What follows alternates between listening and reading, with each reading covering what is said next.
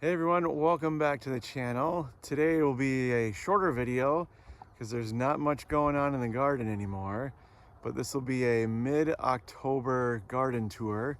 We'll see what we still have growing and what we're cleaning up. Here we go.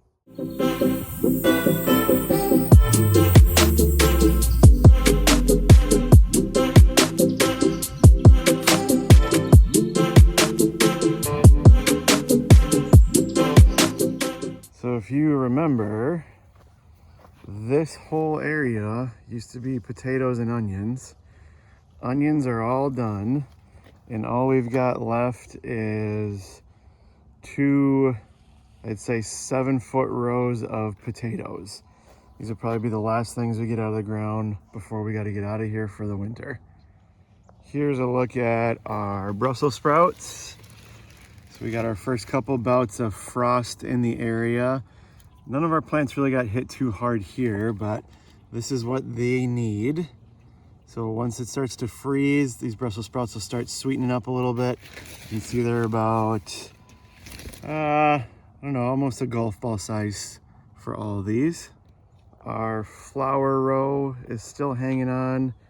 Zinnias will keep blooming until that first hard frost actually knocks them out. So as we can see, we're still harvesting bouquets of zinnias and marigolds in the back there. Mixed in with our zinnias, if you remember, is our ornamental kale. So as it's gotten colder, you can see these colors start to come through. There'll be purples, reds, dark reds, all that type of stuff. So just a little added color in our garden as we grew it amongst our zinnias. Here's a closer look at all of our marigolds. They look like confetti bombs are just exploding everywhere. Great accent pieces for all of our bouquets that we're making.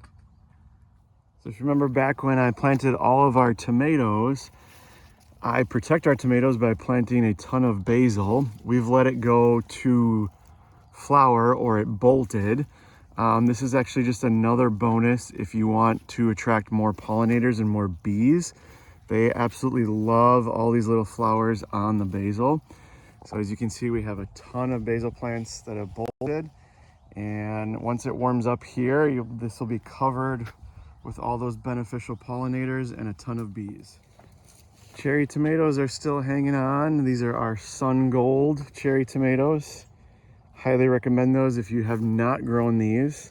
If you stick to the traditional red cherry tomatoes, you want something that's a little bit sweeter, would recommend growing these next year for you. Our pepper plants are still hanging on. Here's some massive garden salsa ones. Got some more Megatron jalapenos over here that are starting to turn red with the cooler temperatures.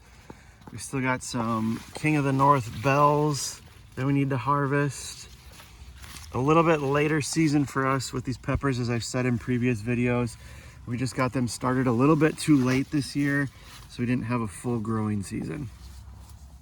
Another thing we are harvesting today is our popcorn. So we're taking these off the stalks. We're actually hauling the stalks out right now. So if you hear rustling in the background, we're taking out all the stalks.